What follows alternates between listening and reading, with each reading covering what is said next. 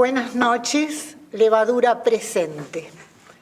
Este es un programa especial precisamente a causa de la partida de un hombre muy contestatario y muy importante en la historia latinoamericana. Por eso es un programa especial, es un programa dedicado a la memoria de Fidel Castro. Y es un programa que sin duda aquí entre nosotros va a significar debate, cuestionamientos y todas estas cosas que suceden cuando alguien ha hecho historia. Pienso, como dijo el compañero González, que habría que ser sagaz y encontrar un modo de aumentar o al menos percibir otras instancias sobre Fidel que no sean las del lugar común permanente. Para ello contamos con la presencia de Rolando Picos Bobbio, doctor en Humanidades y Arte, coordinador del Colegio de Filosofía y Humanidades de la Universidad Autónoma de Nuevo León. También contamos con otro compañero que ya ha estado en un programa con nosotros, Gian Piero Bucci, que es catedrático de Filosofía Política también en la misma universidad. También tenemos a Alejandro González, que es periodista y columnista de diversos medios, y por fin exprofeso, no porque sea machista, sino porque quiero poner de relieve que también contamos con Lisbeth García Rodríguez, que es cubana, residente en México, periodista y promotora cultural. Muchísimas gracias por su presencia. Nos lanzamos entonces a este debate que significa, en primera instancia, imaginar, suponer, soñar y analizar qué significa la muerte de Fidel Castro para cada uno de ustedes, para mí misma, para la gente que nos oye. Bueno, primero, ¿qué significa su vida? Que obviamente, como bien dices, pasa a la historia de Latinoamérica y de la humanidad. Pero yo quisiera contextualizarlo, empezar desde la historia de mi propia vida, ponerlo un poco en contexto generacional. Mi mamá tenía 2 años cuando la Revolución Cubana llegó al poder. Entonces, su vida fue en una provincia del oriente cubano, con una formación humilde ya dentro de la revolución que empezaban a hacer aquellos barbudos soñadores que habían llegado desde México y tal. Entonces, pongo esto en contexto porque yo soy hija de alguien que tenía 2 años cuando llegó la revolución. Entonces, yo fui absolutamente una niña nacida a finales de los 70 en una Cuba de desfiles, de consignas, de banderitas. Y esa es la historia de mi formación, la historia de mi vida, como decía, porque luego llego a los años de la formación preuniversitaria, de la formación universitaria, estudio la carrera de Periodismo y Comunicación Social en la Universidad de Santiago de Cuba y soy parte de toda esa maquinaria que desde afuera se vio como una Cuba que estaba siendo diferente al resto de Latinoamérica por su ideario político y todas estas cuestiones, pero yo no lo veía así, yo simplemente estaba viviendo mi cotidianidad, mi historia, y en ese sentido, y ahora ya viéndolo a la distancia, fui una hija de la revolución, digamos. Fui una hija de la revolución. El viernes en la noche, antes de dormir, vi en CNN la noticia de que moría Fidel Castro y se me ocurrió postear las primeras 3 palabras que me vinieron a la mente, porque así lo sentí, y es que era el fin de una era. El fin de una era de la que yo fui parte en mi formación, en mi gestación humana, profesional y demás. Y pues sí, muchos sentimientos encontrados. Sé que su figura ha generado amores y odios casi con las mismas intensidades, pero yo me considero parte de una generación que se siente el resultado de esa revolución que en principio tuvo ideas maravillosas, y luego a lo mejor tomaron caminos que para mucha gente fueron de desvirtuarse tal vez, pero sí, me siento absolutamente hija de ese proceso histórico liderado por Fidel Castro. Gracias, Lisbeth. Me llama mucho la atención porque cuando yo tuve la noticia también dije exactamente lo mismo. Se me terminó una época. Se terminó el siglo XX, dije yo. Bien, pero dejémonos de comentarios y vayamos directamente a ver qué dice Giampiero respecto de esto que a nosotras, por ejemplo, a Lisbeth y a mí nos emociona tanto por determinadas historias.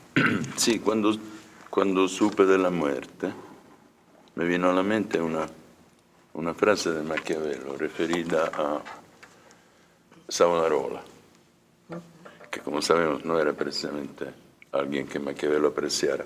Maquiavelo dijo, de un hombre como este solo se puede hablar con reverencia, con profundo respeto.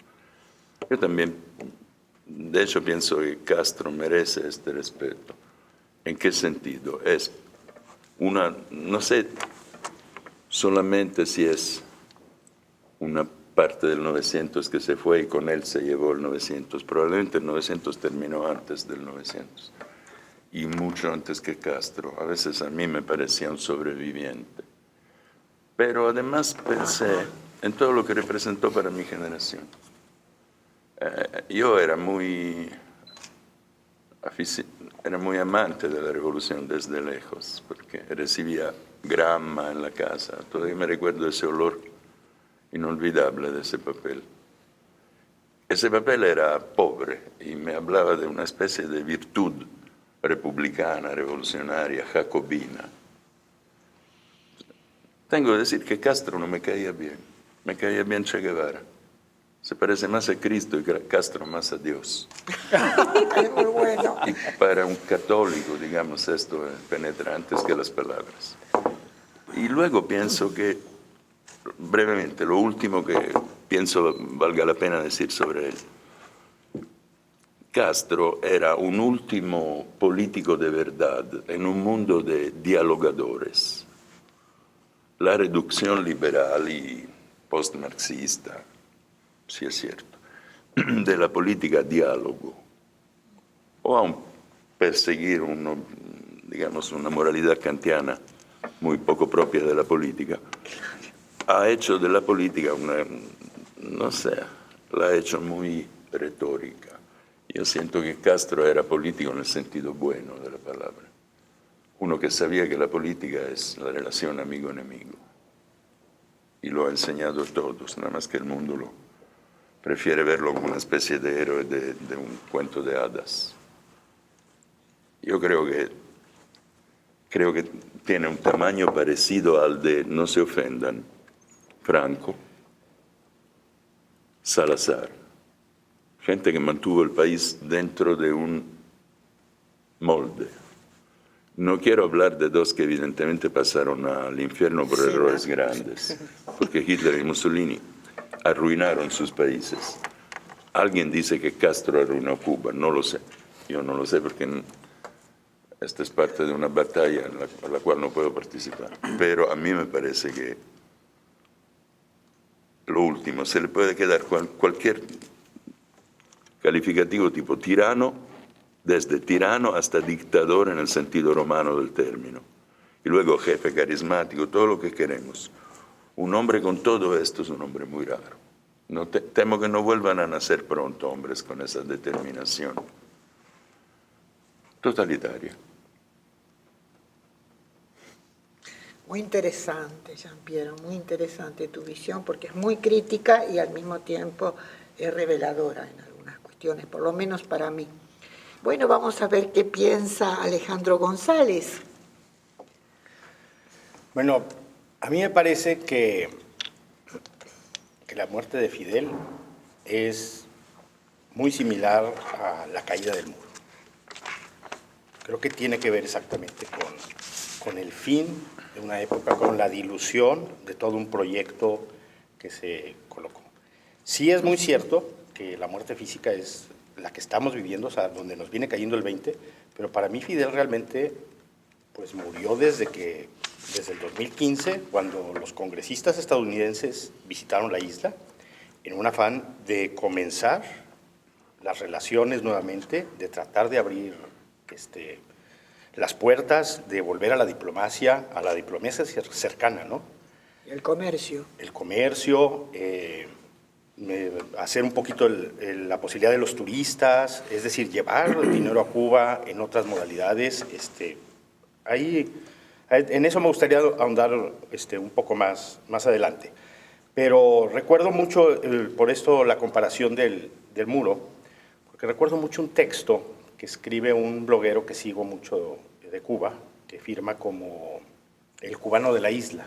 A lo mejor lo conocen, en Blogspot. Creo que también tiene Facebook desde hace poco. Y él platicaba una anécdota de cuando le tocó la oportunidad de ver una película que se llama Adiós a Lenin. Adiós a Lenin es una película muy sencilla donde están a punto de tirar el muro desde el lado occidental la historia, y la señora madre del protagonista cae en una especie de coma o trance y despierta hasta después de que se ha tirado el muro, y entonces la comedia comienza cuando le tratan de simular que el muro no ha caído, porque la señora era una convencida de todo lo que estaba practicando. En fin, él cuenta, el cubano, como con muchísimo sentimiento salió de la película y sintió que le habían pegado con un martillo en la cabeza. Dijo, es que somos una especie en extinción, somos los últimos. Entonces, yo creo que ya no son los últimos, fueron los últimos. Entonces hay una gran comparación, porque el fin de la época de Fidel significa realmente el fin de un proyecto, porque el proyecto de Raúl me parece que es completamente otro, y lo hemos estado siguiendo en los últimos años, poco a poco, y yo creo que aceleradamente este año. Sería mi forma de verlo, tal vez. Bueno, muy bien, muy bien. Vamos a ver qué dice Bobbio, que no sé. Pues yo nos pienso, puede señalar. Yo coincido con esta mesa. Sí se trata del fin de una época, pero creo yo, también coincidiendo con Alejandro, que Fidel se había muerto desde hace tiempo. ¿En qué sentido? Desde que decayó físicamente, también decayó políticamente. Creo yo que apenas se está empieza este proceso de renovación, que eventualmente va a llevar a otra cosa, eso esperaríamos. Y creo que la figura de Fidel, sobre la figura de Fidel se dicen muchas cosas, hay juicios variopintos, ¿no? Y a veces extremos, ¿no? Creo que estas lecturas no deben de pecar de ciegas, ¿no? Es decir, hay que tratar de hacer un juicio reflexivo sobre lo que significó, no solo para la historia de Cuba, para los cubanos, sino para América Latina en su conjunto, ¿no? Y lo que puede significar en la era post-Fidel, frente al escenario político tremendamente complejo que ahora vamos a vivir, ¿no? Creo que todos somos hijos de nuestro tiempo, de nuestra circunstancia, hay que entender así la revolución. Y en un comentario que hacía en Facebook a propósito de eso, porque el tema polariza y también polariza a la comunidad filosófica, y unos dicen, pues Fidel era un dictador sanguinario que tenía encerrados a muchas personas, etcétera, etcétera. Y yo pensaba, y un poco pensando también, incluso desde la literatura, que la historia de nuestros movimientos políticos en América Latina, desde la colonia, ¿no? la independencia y las revoluciones, han producido sujetos con estos perfiles. Pensaba yo, por ejemplo, en Bolívar, ¿no? Es decir, sujetos con luces y con sombras, sujetos que han estado con un enorme poder de decisión, con esta condición que Ricoeur llama de fragilidad ontológica, donde puedes hacer cosas buenas o puedes hacer cosas malas, y a veces puedes arrepentirte. Yo creo que el juicio de la historia sobre Fidel es algo, no solamente es pensar si se va a absolver Fidel, sino si se va a comprender Fidel. ¿sí? Un poco sería así como mi primer comentario general. Sí, una pregunta de todas maneras respecto de lo que tú dices. ¿Tú piensas en una continuidad respecto de Raúl? ¿Tú piensas que Raúl... No, yo pienso en una transición. Yo pienso que Raúl, y coincido con Alejandro, es un político mucho más pragmático, ¿sí? Que sin la sombra de su hermano. Creo que hará movimientos, pero también pienso que el contexto político no lo va a hacer fácil. Ya con las declaraciones de Trump, se me hace que va a venir un proceso otra vez de encerrarse. Y eso tiene todo un sentido. Tiene todo un sentido por lo que significa, les guste o no, Cuba en este momento. ¿Sí? Es decir, ¿qué política vamos y qué relación más bien vamos a tener con Estados Unidos en esta era? Eso me interesa mucho. Me parece que sería bueno ahondar en esto que propone Bobbio, ¿no? En el sentido de que surgimiento de Trump, muerte de Fidel. Sería interesante advertir esto y qué pensamos de ello. Yo pienso que Fidel fue tan buen político que sí, desapareció con Unión Soviética y luego volvió a tener una segunda vida con el Foro de San Paulo y el populismo actual. En realidad, ya no, más que un político, era el abuelo sabio, ¿no? Que dio esta línea. Entonces, en realidad, se ha muerto y no se ha muerto.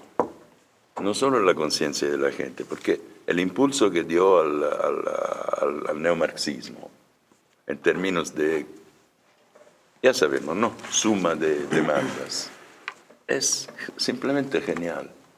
Además tiene otra cosa genial, que de una isla pequeña, cerca de un British Bulldog,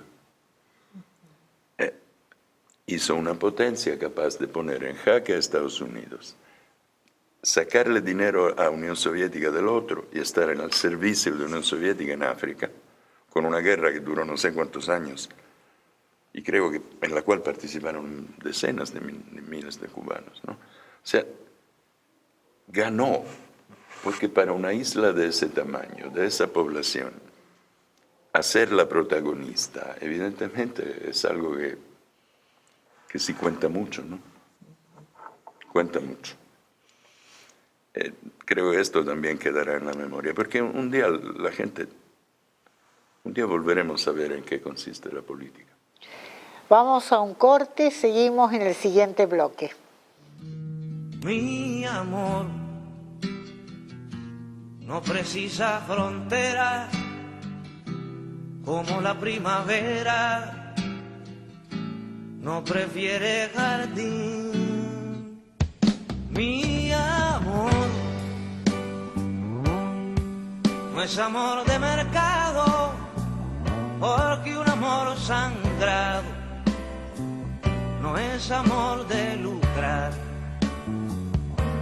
Mi amor es todo cuanto tengo, si lo niego lo vendo. Estamos recomenzando, esta es la segunda parte de nuestro panel de hoy y estábamos un poco imaginando esta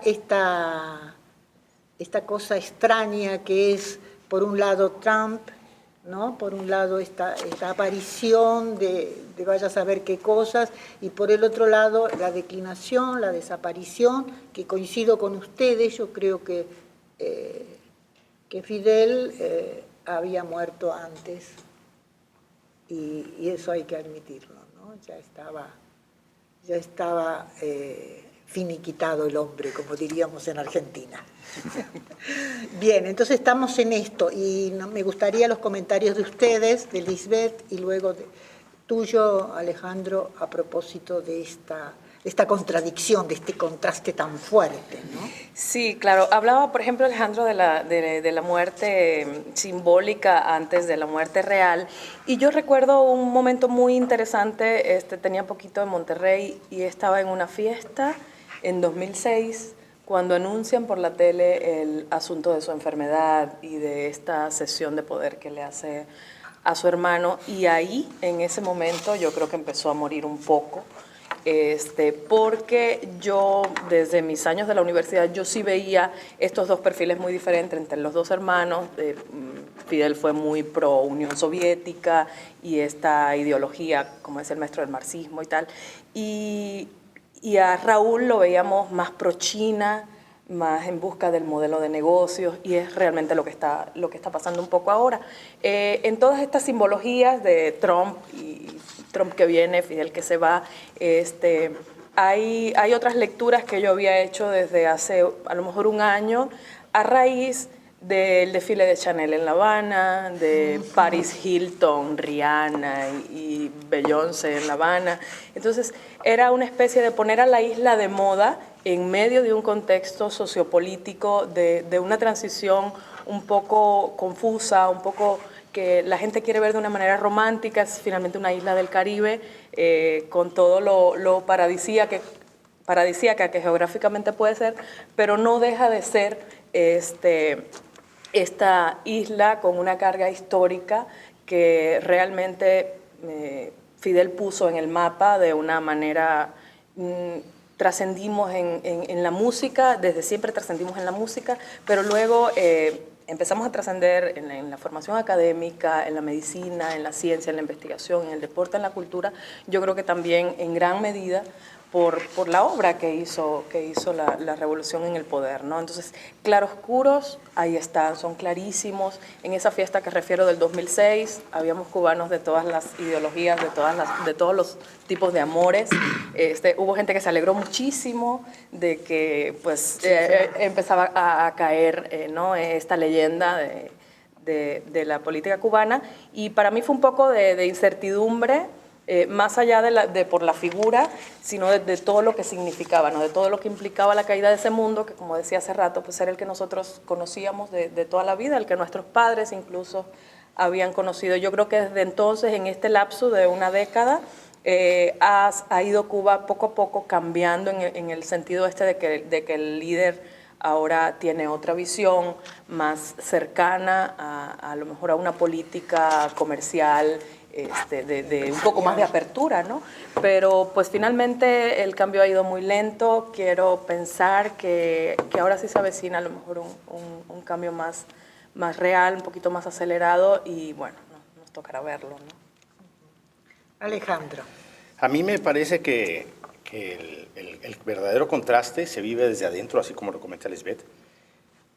Yo quisiera imaginar la forma en que vieron las personas que alguna vez les tocó ver al Che y a Camilo Cienfuegos tomando un café,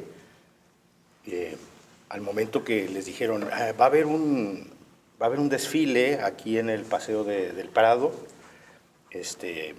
con lo más glamoroso de la moda europea, con las mejores modelos del planeta, los modelos hombres interraciales de todo tipo, exhibiendo un glamour en un lugar donde se ha vivido con una austeridad ejemplar, donde, vaya, la isla ha tenido que ser indudablemente muy austera por todo el bloqueo económico. Entonces, esta apertura para de repente ir y ponerles ahí el desfile.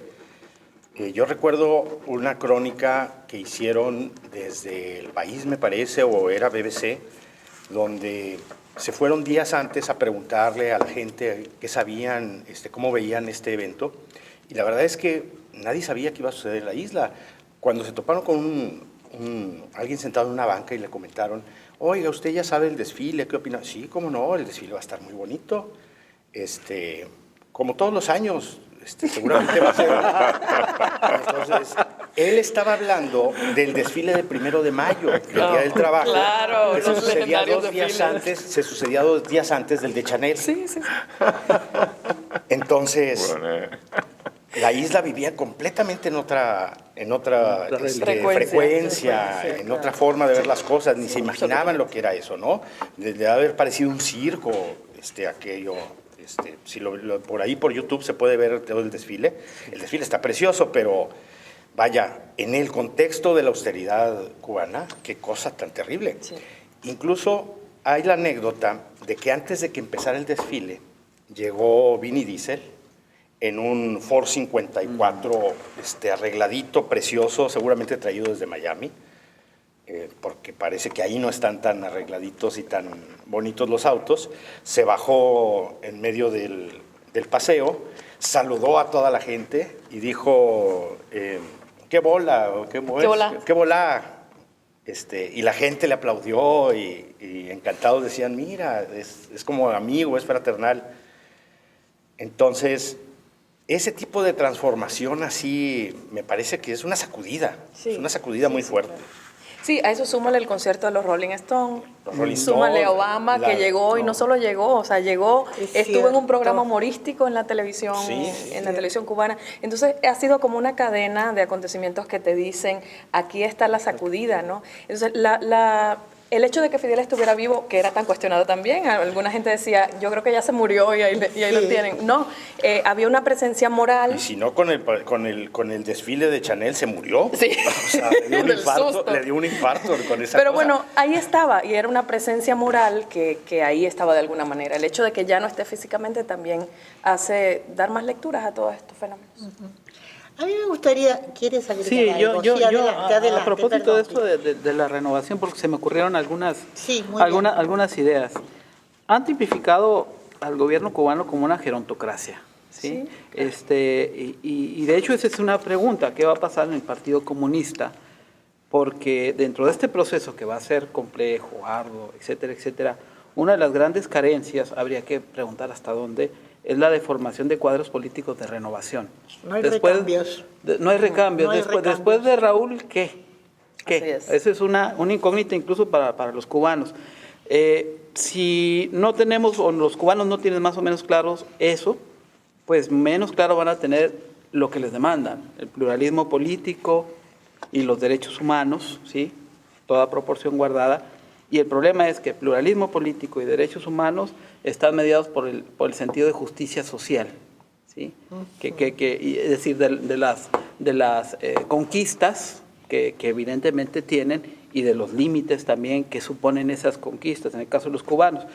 Y yo pensando en esta era incluso en una era post-Raúl, ¿sí? Claro. La pregunta para ustedes también, ¿cabría una democracia occidental en Cuba? ¿Sería deseable? ¿Hacia dónde? Para que esos desfiles de Chanel sean continuos, ¿para volver a qué? Porque creo que ningún cubano quisiera volver a lo ya superado, o a lo aparentemente superado, porque también habría que hacer una descripción de las cosas que pasan evidentemente en la isla, ¿no? ¿Quién sabe? Porque el consumismo es una gran atracción para el individuo, ¿no? Aparte hay un asunto generacional, los cubanos de mi generación pues no conocieron el antes, ¿no? Los problemas de la Cuba esta cincuentera, de los casinos, como decían, del patio trasero de los Estados Unidos. Entonces, la gente de mi generación ya no vio eso, lo único que ha visto es este proceso, este sistema, ¿no? Entonces, obviamente hemos tenido muchas dificultades para acceder a Internet, para abrirnos al mundo, y la gente tiene ganas de eso, de consumir todo, sí, ¿no? Sí. La tecnología, la literatura, el arte en general, más allá del contexto de la isla, ¿no? Respecto de lo que planteaba Bobbio, que me parece muy importante, ¿qué piensas, Jean Piero?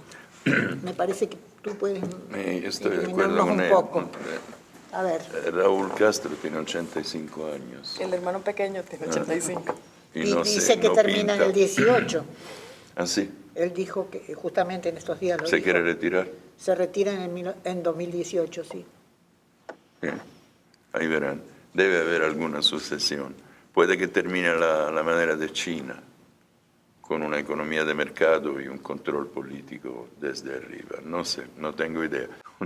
A mí me parece que en el contexto globalizador y de la sed que hay de consumo, la isla está en un punto perfecto para ser un distribuidor de bienes, para hacer un paso comercial hacia los Estados Unidos. El brinco de volar a Cuba con impuestos baratos, aranceles, un poco lo que hace México con los tratados, y permitir que a través del pequeño brinco por mar se empiece a llevar cosas a ese sector de los Estados Unidos, es una oportunidad para crecer económicamente, para tener trabajo, para tener flujo de mercancía, de moneda, de dinero. Ya estaban haciendo ahorita un trabajo monetario para tratar de acercar la paridad al dólar, como irle quitando ceros, por decirlo de alguna forma, en una manera de regresarle el consumo al pueblo cubano.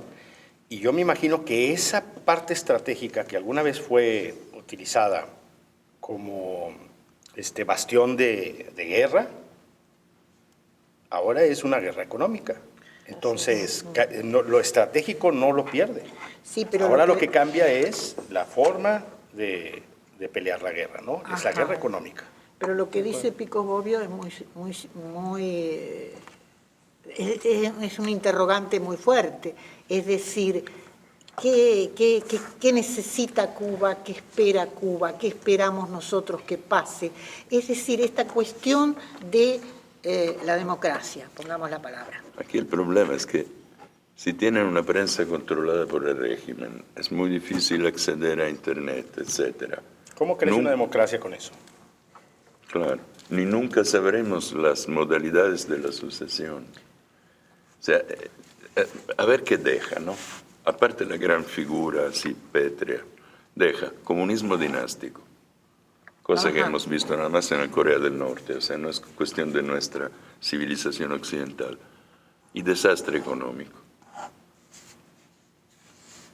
Yo no sé por qué lo quieren tanto a él y a Franco, que abrió la vía a la democracia, dejó España en ascenso, era el país en los años 50 más ascendiente. Ayudado por Argentina, no se olvide. No se olvida absolutamente, porque Perón era un fascista. No me parece raro que estuviera en buenas relaciones con Franco. Naturalmente. Y un pragmático, además. O sea, yo no entiendo, la verdad. De veras que el amor es irracional. Y estas cosas me demuestran todo lo irracional de la política, que se fundamenta en realidad en la adoración de figuras. En este caso, Bien, pues... podemos discutir eso, ¿no? Si se trata de la adoración de figuras per se o si se trata realmente de un proceso que nos conmovió en la medida en que de alguna manera transformó nuestras utopías, nuestros ideales, nuestros principios, etcétera, etcétera. Pues fue un error grave, porque nosotros éramos libertarios, no estalinistas. Disculpe. Yo creo que la política es pasional, tremendamente pasional, y es lo que decía, a veces para hacer el juicio sobre una época, caemos en esos extremos. La otra cuestión que mencionabas, el sentido de la utopía, porque mirar a Cuba es también mirar a América Latina.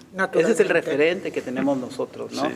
Es el referente porque es un proyecto que quisiéramos, pero que no floreció, ¿sí? Toda proporción guardada, o sea, para hablar de cosas mínimas, o hablar de ciertos indicadores, ¿no? Okay. Como baja tasa de analfabetismo, de mortalidad infantil, etcétera, etcétera. Ese tipo de cosas que quisiéramos. Por eso esa especie de nostalgia y de fascinación por el tema cubano, ¿no? Bien, pudiéramos seguir en el próximo segmento con esto de la nostalgia y de todo eso que nos prendió Cuba en nuestros ánimos y en nuestros pueblos. Dejamos hasta aquí, hacemos un corte. No se puede hablar de paz en nombre de decenas de millones de seres humanos que mueren cada año de hambre o enfermedades curables en todo el mundo.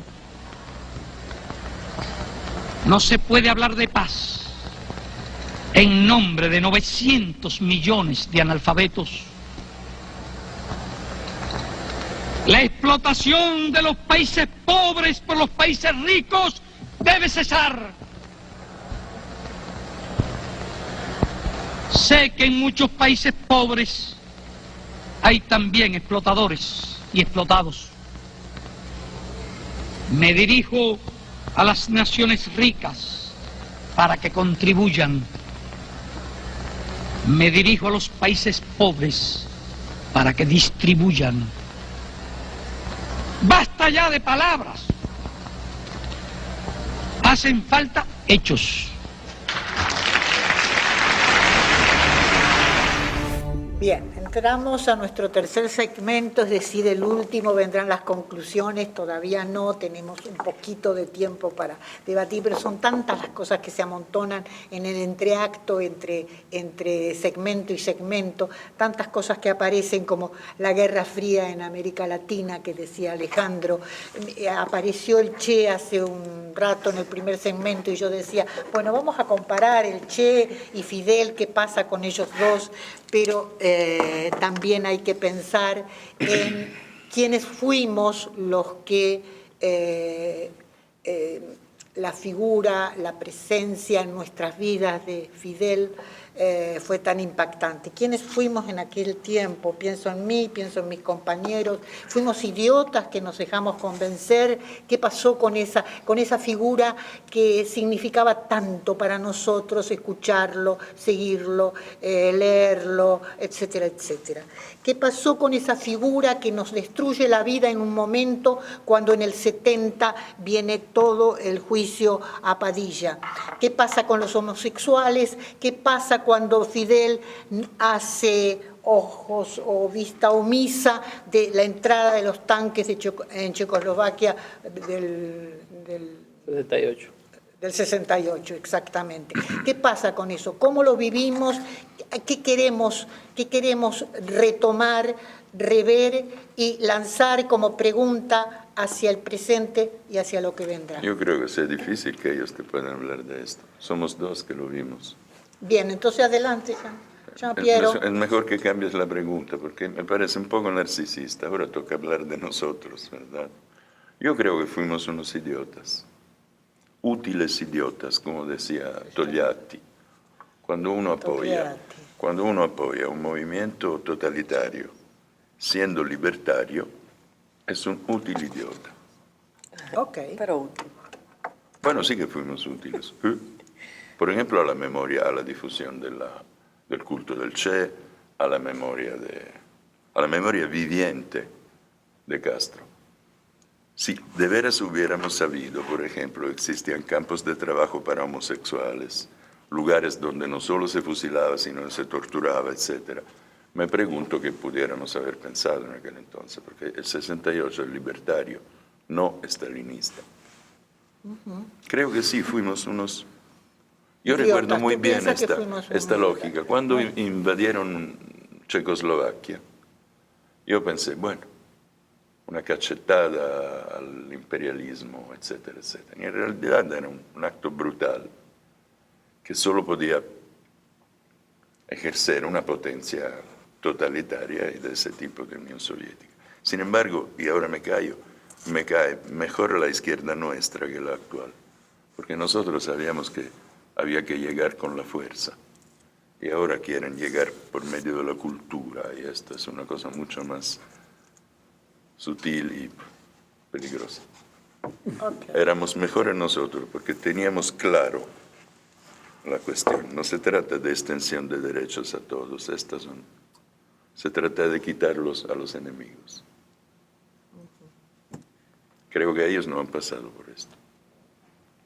Son jóvenes. Sí, recuerdo, por ejemplo, los terribles debates. No sé si tú te acordarás, tú dices que somos viejos, que no podemos hablar de esto, pero a mí me parece que es importante, ¿no? Ellos son jóvenes para hablar de esto, nosotros sí que podemos hablar de esto. No, pero quiero decir, para ponerlo en la mesa de discusión. Adelante. Es decir, los debates a propósito de las posiciones que cada uno de nosotros tomaba, aún contestatariamente y aún siendo Fidel. Yo no me siento una idiota, lo siento mucho. Yo me sí. siento Yo quisiera mencionar yo fui crítica. Lo que recuerdo, estaba yo más pequeño, pero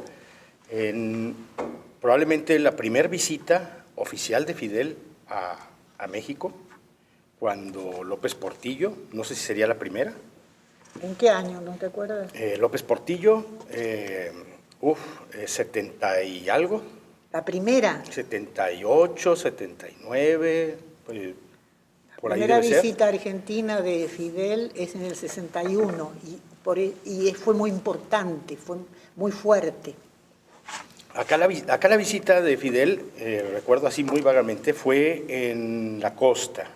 Lo recibió en Cancún o en Quintana Roo, Me acuerdo porque recuerdo bien las fotografías que publicó Excelsior en aquel entonces, en un suplemento especial que seguramente mandó a hacer el presidente, con fotografías a todo color.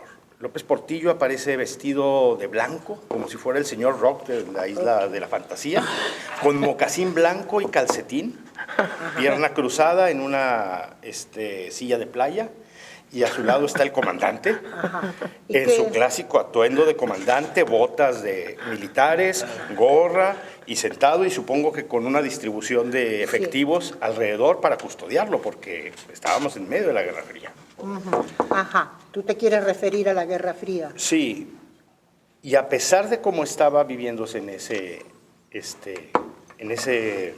esa burbuja, hubo manifestaciones en las calles en favor de la visita de Fidel, en apoyo a la figura de él, porque me parece que se apoyaba a Cuba como un agregado, pero el apoyo real era a su figura, por lo que decías un poco, Pierre, de las filias o las fobias y cómo es que se ama a una persona así y a otra no. Bueno, pues el amor es cultural y a lo mejor aquí te aman, pero del otro lado del mundo no, porque tiene que ver con un aspecto cultural. El sentimiento del amor es el universal, pero lo que te enamora tiene que ver con algo de cultura, ¿no? Entonces, lo extraño aquí es que nadie lo quería por las cifras que había de Cuba, ¿no? O sea, el amor a Cuba no es por su abatimiento al hambre o a la desnutrición, o por su nivel de educación, o por su nivel de distribución de salud, porque entonces hubiéramos copiado el modelo y ahorita viviéramos muy similar, muy semejante esas victorias, ¿no? Me parece que tiene que ver algo más cultural con la figura de Fidel. Es lo que dijo él, el caudillismo. El caudillismo. Aquí es una enfermedad. Nosotros somos caudillistas, culturalmente hablando. ¿Qué piensas, Lisbeth? Pues yo creo que aquí también hay un asunto de carisma. El hombre innegablemente tenía un carisma y no sé, yo recuerdo, fue nuestro padrino de generación cuando nos graduamos de periodismo en el 2001 y era ver aquella cosota alta dirigiéndose a nosotros con una familiaridad, como si fuéramos viejos conocidos, ¿no? Como si fuéramos sobrinos, no sé. Entonces yo creo que había en esto que ustedes referían de la utopía, para nosotros había una cosa romántica, ¿no? De esa figura líder que llevaba al país por un camino que para nosotros pues era el camino, o sea, era el camino para nosotros, ¿no? Entonces en ese día que refiero, cuando nos entregaron el título, a las 9 de la noche empezó a dar un discurso y yo creo que... ¿Cuántas horas? Bueno, la foto yo recuerdo que fue a las 5 de la mañana. La foto después que él terminó el discurso, que él saludó a la gente que estaba en medio de ese congreso de comunicación al que asistimos en el Palacio de las Convenciones de La Habana. Y bueno, luego hay que la foto con los muchachos de periodismo, pero yo recuerdo que fue a las 5 de la mañana la foto. Pero todo el mundo estaba fascinado y estaba atento y él saltaba de un tema a otro, pero lo hacía con esto que te digo, ¿no? Con este carisma de seductor, era muy seductor, era muy coqueto a la hora de dirigirse a las personas. Entonces yo creo que también hay un alto componente de carisma, ¿no? De esa manera en que él se construyó a sí mismo como un conquistador, como un soñador, y finalmente derrocó a Batista, se sentó en la silla del poder y luego pues tuvo su largo romance con esa silla, ¿no? Que más allá de los ideales que lo llevaron en el 59, ahí, bueno, pues luego siguió esta manera en que yo soy el líder y yo llevo al país, ¿no? A mí me gustaría pensar que Fidel no solamente fue una figura carismática, maravillosa, que hablaba largas horas, es alguien que enfrentó el imperialismo, uno de los imperialismos, más fuertes, digamos, que enfrentó algo que parecía imposible de enfrentar, ¿no es cierto? Estados Unidos tiene 3 grandes derrotas, que yo lo diría así rápidamente. Una es la pérdida de Cuba como prostíbulo de Estados Unidos, segundo es la guerra de Vietnam y el tercero son las Torres Gemelas. Son 3 momentos terribles para ellos que considero que tienen que ver con este primer momento que yo quisiera que tú, Rolando, pudieras avanzar, ¿no? Bueno, antes de este comentario y a propósito de lo testimonial, yo nací en 1966. Ajá. Un año después mataron al Che, ¿sí? Y la experiencia que yo tuve de Cuba fue una experiencia cultural, digamos. Fueron los ecos culturales los que, como a muchos otros, me acercaron a Cuba, a tratar de entender, por supuesto, toda la herencia del Che y demás, y lecturas y demás. El hecho de este peso de la cultura me llevó al mismo tiempo a una concepción política, pero en otro momento, no una concepción política ortodoxa, sino mucho más heterodoxa. Y los eventos históricos, la caída del muro de Berlín, el inicio del hielo, la perestroika y demás, me situaron en otra concepción de la izquierda, ¿sí? Una izquierda que había sido altamente estalinista, ortodoxa, una izquierda que se había desarrollado también en México y que tuvo una presencia. También habría que hablar, por ejemplo, de todo ese legado bueno, no solamente de Fidel, sino de Cuba respecto al desarrollo de las guerrillas. Y aquí Monterrey es un ejemplo, por ejemplo, Por ¿sí? supuesto. que podríamos hablar, ¿no? Ese pudiera Es ser decir, otro tema. es decir, es otra vertiente también. Y curiosamente, en el ciclo, en el cierre de época, Cuba es sede de los diálogos de paz de Colombia, ¿sí? Eso también es muy sintomático, es decir, cómo va cambiando también la propia política cubana y cómo se va agotando un tiempo histórico. Y el asunto que estamos preguntando, pues, ¿cómo se va a renovar?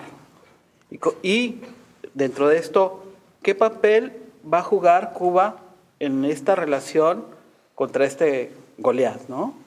¿Sí? Un pequeño país, una pequeña isla que, recordemos, también tiene una base naval, bueno, tiene un territorio ocupado, ¿sí? Guantánamo, que hay temas espinosos, ¿no? Muy fuertes, y creo yo que serán cuestiones que se van a seguir debatiendo. Es decir, ¿qué papel va a jugar? Ahora que las izquierdas o los gobiernos progresistas, o llámense como se llamen, están de retirada en todas partes de nuestra América, toda América. A mí me parece que en el proceso inmediato, y lo vuelvo a poner igual, el siguiente movimiento es utilizar la geografía para el comercio. Lo que yo veo como una estrategia geográfica que sirvió para la guerra, sirve para el comercio. Entonces, esta relación que se abre con Estados Unidos y que estaría por verse si Trump la va a continuar o la va a cerrar, habría que ver cuál es el ánimo de él. Me parece que como un inversionista él va a ver una oportunidad en la apertura de la isla, así como todo el mundo lo ha visto como una oportunidad. O sea, llevar dinero a la isla para que la isla te dé espacio, territorio, volver al glamour a la isla. Están grabando películas en Hollywood, se están rodando en la isla, están llevando dinero, pero están llevando también modernidad y están llevando deseos, ¿no? O sea, el consumo es ese deseo que puede ir transformando a la isla culturalmente, y esa transformación es la que va a marcar el rumbo. O sea, deseamos cosas y ¿cómo las vamos a conseguir? Va a ser la pregunta que se puede hacer dentro, ¿no? Entonces, ¿cuál es la ruta? ¿La democracia? Bueno, no parece haber un caldo para que surja una democracia real. A lo mejor una simulación. Como en la mayoría de los casos, ¿verdad? Sí, sí, una democracia de mercado. Exactamente, una democracia de mercado. O una transición que vaya llevando Castro, Raúl, a tratar de buscar un modelo al que se ha ido moviendo, por ejemplo, en el caso de China, cuando cambia su comunismo y lo empieza a abrir al mercado, y dejando algunos formatos federalistas y un control específico con reglas muy estrictas, el control del comercio, no sé, parece más un modelo de transición que buscar una democracia como armada, saliendo a la calle y gritar queremos democracia. No me parece que sea el ánimo. Ni no siquiera sé. la gente está preparada, o sea, ni siquiera la gente tiene definido qué sigue o qué quiere para ¿Y el por para qué el proceso piensa que sigue. pasa eso? Eso es muy interesante. ¿Por qué piensa que la gente no está? ¿Cómo que es eso que la gente no está preparada? Ha sido tantos años dentro de un modelo político, social, que, no sé, yo pienso mucho, y perdón que me vaya a ejemplos específicos, pero yo me acuerdo mucho cuando hablaban de que iban a quitar esta libreta famosa de abastecimientos por las cuales le daban a las familias cubanas un suministro muy normado de los alimentos. Y yo me acuerdo que ya empezaron a hablar de que ya iban a quitar esta libreta de abastecimientos y que iba a haber una apertura y tú podías ir a comprar. Y una vecina mía estaba muy mortificada porque ¿cómo? O sea, ¿cómo nos van a quitar eso que es tan parejo para todo el mundo? Entonces yo creo que eso es a escala pequeñita cómo la gente se siente ahora. Hemos vivido tanto tiempo dentro de un modelo político que mucha gente ni siquiera sabe qué va a pasar, cómo va a pasar, y pues yo creo que habría que tropicalizar, en el caso de Cuba, esta consecución de una democracia muy, muy particular, que hay que tropicalizarla para ver cómo va a ser.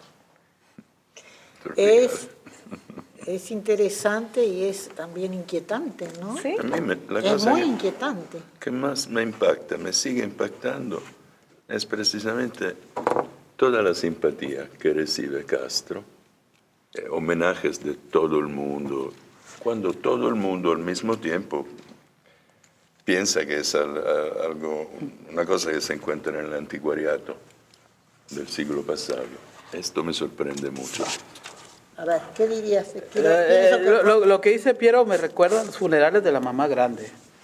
Sí, sí. García Márquez, ¿no? Cuando murió todo el mundo, se hizo una fiesta, en fin, se reencontraron los enemigos, en fin, y se hicieron amigos. Pero no es tan así, han salido enorme cantidad de críticas y de voces que dicen... Es obvio. Sí, claro. ¿Qué Bueno, queremos?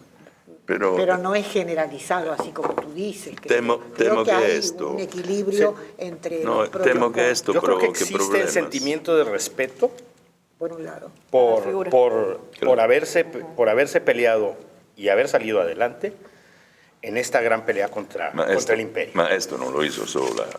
No. ¿Te acuerdas esas cosas del gato silvestre?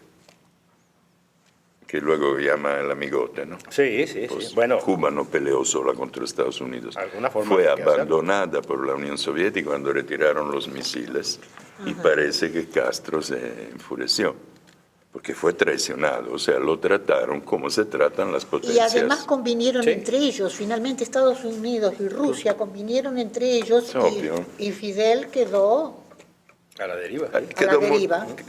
Sí, de alguna manera, pero quedó muy bien. O sea, el viejo loro estuvo, oye, cosa que le pasa a pocos dictadores, murió en su cama. Normalmente los dictadores mueren fusilados, linchados, colgados, él no.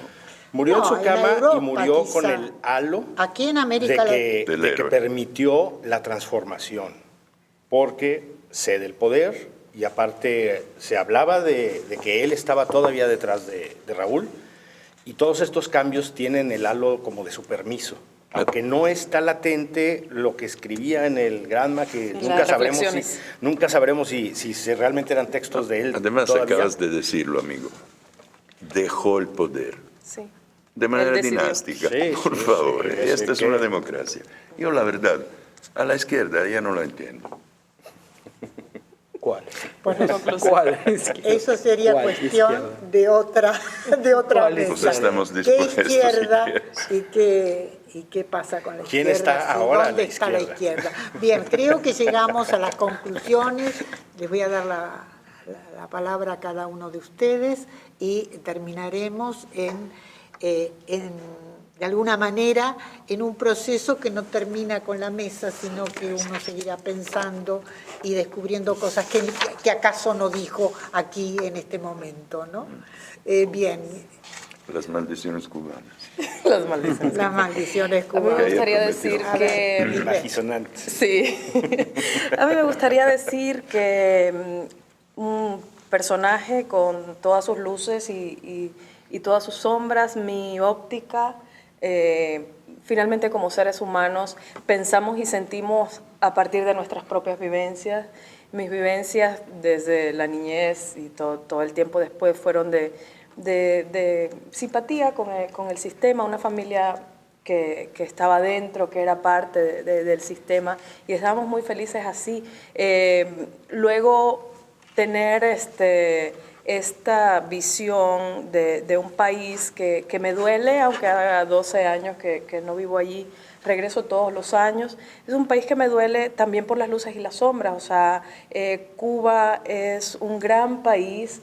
Cuando mi niña no me pide permiso aquí para salir al parque, ponemos un pie allá y sabe que sí puede pedirme permiso, ¿no? Entonces, la seguridad con que vivimos allá, la manera desparpajada en que los niños están en la calle y saben que nadie se lo va a llevar, en mi barrio no hay graffiti, o sea, nos faltan muchas cosas, el sistema en sí falló muchísimo, tuvo muchísimos errores humanos porque los humanos hacen la política, pero yo me quedo, tal vez en una posición un poco romántica, yo me quedo con el sabor de un proceso que viví más cerca de las luces, ¿no? Entonces, esta manera en que no me costó un peso hacerme periodista, esta manera en que desde una gripe hasta una intervención quirúrgica mayor, no me costaba nada en el hospital. Son cosas que también, o sea, son las luces que yo también quería como que rescatar, y la seguridad, sobre todo la seguridad con la que se ha vivido, eso también se va a perder. Y se van a ganar muchas otras cosas que mi generación y las generaciones subsecuentes están queriendo. O sea, aperturas y resultados de un proceso natural. Yo creo que es una evolución natural. Fidel Castro se murió porque se tenía que morir, porque no era eterno, como no es eterno este episodio que ha vivido Cuba social y políticamente hablando. Entonces es una evolución natural. La gente de mi generación ya le toca vivir de otra manera, y qué privilegio estar aquí en medio para ver todo el proceso, ¿no? Okay, muchísimas gracias, Lisbeth. Jean-Pierre. Gracias. En primer lugar, gracias por invitarme a participar, a ti y a toda la redacción. Segundo, estoy viendo cifras oficiales. Quisiera decir solo una cosa, sí. También en Italia, antes de la crisis, teníamos educación gratuita, è un país capitalista, con fuerte presencia del Estado, pero educación gratuita, si no pagabas la renta nadie te corría de tu casa, teníamos un sistema sanitario copiado del inglés muy bueno, que ya no tenemos. Y esto en democracia, sin necesidad de correr al 20% de la población al extranjero. Entonces, tal vez ustedes me podrán decir, bueno, porque es Italia, un país europeo, etc. Pero se pueden hacer cosas sociales sin necesidad de encarcelar a la gente. Esto creo que será la sombra más larga sobre Fidel y sobre sus admiradores acríticos, que aquí no veo, afortunadamente. Gracias. Muy bien. Gracias, Jean-Pierre. Yo me pregunto, alguna vez escuché, cuando estuve por Cuba, tiempecillo, a los pioneros, ¿no? Y creo que el lema de los pioneros era algo así como, seremos como el Che, ¿sí? Con todo lo que significaba ello y todas las lecturas múltiples que pueda decir Jean-Pierre. Yo me pregunto, ¿alguien dirá, seremos como Fidel? ¿Sí? Eso es una primera pregunta, ¿no? Que te pueden decir muchas cosas. Pero creo yo, a diferencia de lo que se comenta aquí, que es la democracia de mercado aquella y el acercamiento comercial, aquello que traerá el bienestar a los cubanos, en parte sí, por supuesto, estamos en un contexto de globalización innegable, ¿no?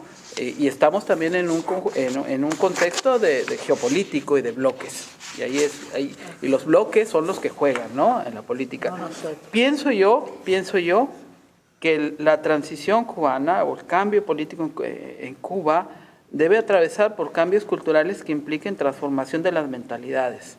Y hay una gran oportunidad de esta nueva generación, esta que representa Lisbeth, para aquilatar lo que se tiene, ¿sí? Para transformarse, para no perder lo ganado. Pero es cierto, cuando entras en el juego de la democracia occidental, globalizada, neoliberal, porque hay esta palabra que no hemos dicho, neoliberalismo, se pierden muchas cosas. Y yo creo que lo que no se debe perder es la dignidad del pueblo cubano. Yo he escuchado a algún filósofo mexicano, Guillermo Hurtado, que decía, a ver si no me meto en problemas con esto, que decía que comparado con la Revolución Mexicana, el proceso cubano denota una pobreza intelectual. Yo no creo que sea así. Eso es como pensar que Cuba no es parte de toda la historia de América Latina. Yo pienso que hay un enorme valor en esa tradición, en ese pensamiento, en el pensamiento de Maceo, de Martí, que advirtieron muchísimas cosas respecto a Estados Unidos. Creo que buena parte de esas cosas siguen teniendo vigencia. Y hasta aquí. Muchísimas gracias, Fernando. Alejandro.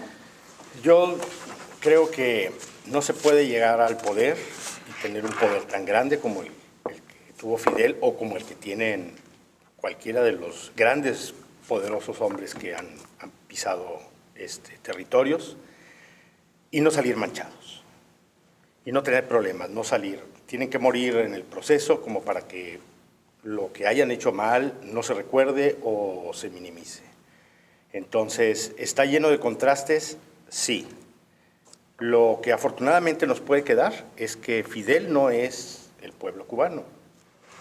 Entonces, Cuba sigue la gente haciendo su destino, sigue transformando sus vidas. Fidel se quedará como una parte en esta transformación que tiene la isla.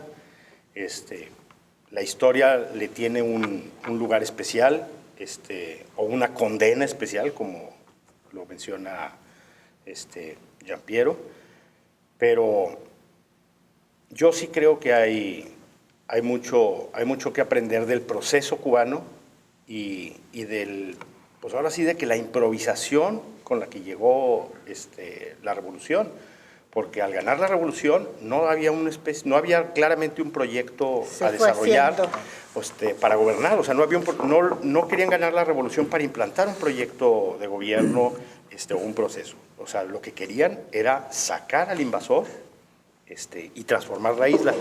Ya una vez que ganaron, en el azar o en lo que improvisaron, resultó todo este proceso, esta unión con la Unión Soviética, buscar ideales, transformar la cultura. Bueno, yo creo que de alguna manera no salió mal. Muchas gracias. Realmente no creo que haya salido mal. Yo tampoco, hace rato decíamos, si así como en el caso del Che, se irán a hacer camisetas de Fidel Castro. Bueno, a lo mejor los disidentes de los ideales de Fidel se comprarán una camiseta de Fidel, nada más por banalizar la figura de Fidel. No creo que lleguen a eso. Bien, en nombre de Levadura, muchas gracias por su generosa participación, por hablar así como han hablado y por compartir nuestras utopías de algún modo, o lo que ya no son utopías según Gianpiero. Muchas gracias. Siempre lo fueron, solo eso fueron.